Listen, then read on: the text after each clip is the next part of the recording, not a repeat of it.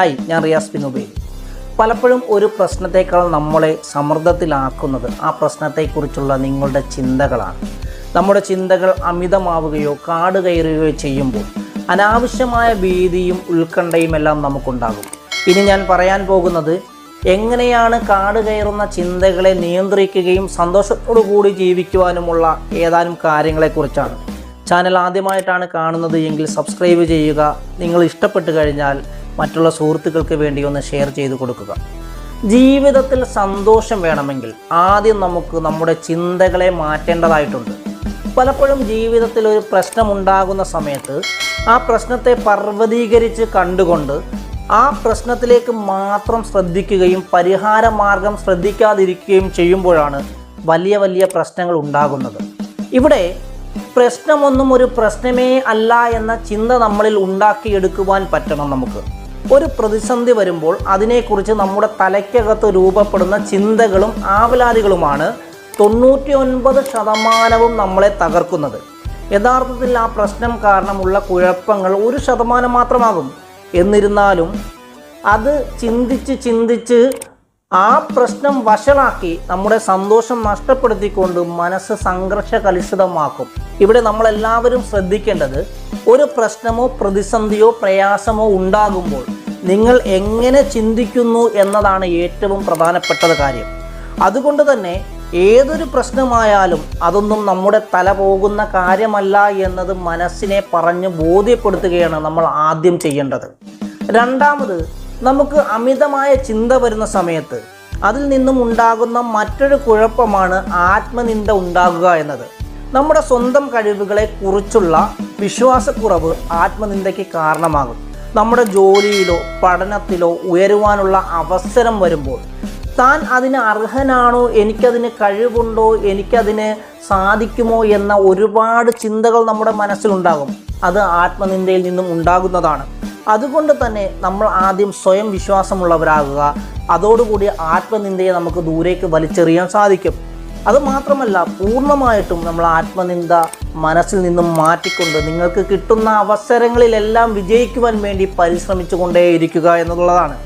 നിങ്ങൾ എന്തെങ്കിലും ഒരു കാര്യങ്ങൾ ആരോടെങ്കിലും ചോദിക്കണമെന്ന് ചിന്തിക്കുന്ന സമയത്ത് നിങ്ങളുടെ മനസ്സിൽ അത് ചോദിച്ചാൽ ശരിയാകുമോ, ചോദിച്ചു കഴിഞ്ഞാൽ അവർ നിരസിക്കുമോ, അവരെന്ത് വിചാരിക്കുമെന്നൊക്കെ ആലോചിച്ച് വെറുതെ സമയം കളയരുത്. നിങ്ങൾ ചോദിക്കുക.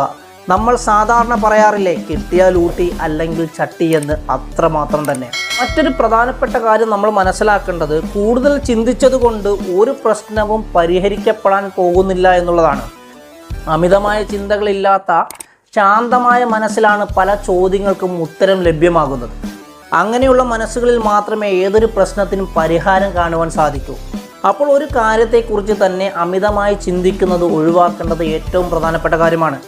മറ്റൊരു പ്രധാനപ്പെട്ട കാര്യമാണ് സ്വയം ചോദിച്ചു കൊണ്ടിരിക്കുക എന്നത്. നിങ്ങൾക്ക് മുൻകാലത്തുണ്ടായ തെറ്റുകളെ ഓർത്ത് നിങ്ങൾ സ്വയം വിമർശിച്ചു കൊണ്ടിരിക്കുമ്പോൾ ആ തെറ്റുകളെ ഓർത്ത് ഇനി വരാൻ പോകുന്നതെല്ലാം ദുരന്തമാണ് എന്ന് ചിന്തിക്കുകയും ചെയ്യുന്ന കാര്യങ്ങൾ വിഡ്ഢിത്തമാണ് എന്നും മോശമാകുമെന്നും നിങ്ങൾ സ്വയം ചിന്തിക്കുന്ന സമയത്ത് നിങ്ങളുടെ മനസ്സിൽ നിങ്ങൾ സ്വയം ചോദിക്കേണ്ട ഒരു ചോദ്യമുണ്ട്. ഭൂതകാലത്തെ മാറ്റാനും ഭാവി പോസിറ്റീവായിട്ട് സ്വാധീനിക്കുവാനും എനിക്ക് ഇപ്പോൾ എന്ത് ചെയ്യുവാൻ സാധിക്കുമെന്ന്. ഈ ചോദ്യം ചോദിക്കുന്ന സമയത്ത് നിങ്ങൾക്ക് സാധിക്കുമെന്നാണ് എങ്കിൽ നിങ്ങൾ അതങ്ങ് ചെയ്യുക. അതിന് പരിഹാരം എന്താണോ നിങ്ങൾ ചിന്തിക്കുന്നത് അതങ്ങ് ചെയ്യുക.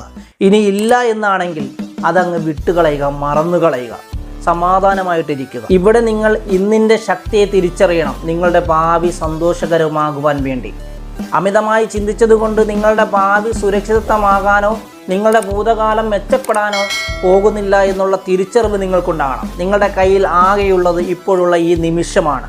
ആ വർത്തമാനകാലത്തിൽ നിങ്ങൾ അങ്ങ് ജീവിച്ചു തുടങ്ങണം. ഇവിടെ നിങ്ങൾ എത്ര തന്നെ ചിന്തിച്ച് ഉത്കണ്ഠപ്പെട്ടാലും നിങ്ങളുടെ ഭാവിയോ ഭൂതകാലമോ ഒന്നും തന്നെ മാറാൻ പോകുന്നില്ല. സാഹചര്യങ്ങളെ അതായി തന്നെ അംഗീകരിക്കുന്നതിലാണ് സമാധാനമിരിക്കുന്നത്.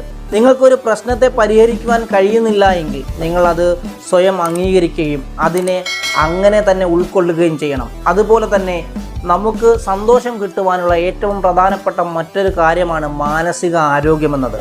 നിങ്ങൾ എത്ര വ്യായാമം ചെയ്താലും ജിമ്മിൽ പോയാലോ നല്ല ഭക്ഷണപാനീയങ്ങൾ കഴിച്ചാലോ നിങ്ങൾ ആരോഗ്യത്തോടെ ഇരിക്കണമെന്നൊന്നുമില്ല. നിങ്ങളുടെ യഥാർത്ഥ ആരോഗ്യം നിങ്ങളുടെ മനസ്സിൽ നിന്നും ആരംഭിക്കണം. മാനസികാരോഗ്യം ശരിയല്ല എങ്കിൽ പിന്നെ എന്തു തന്നെ ശരിയായിട്ടും യാതൊരുവിധ പ്രയോജനവുമില്ല.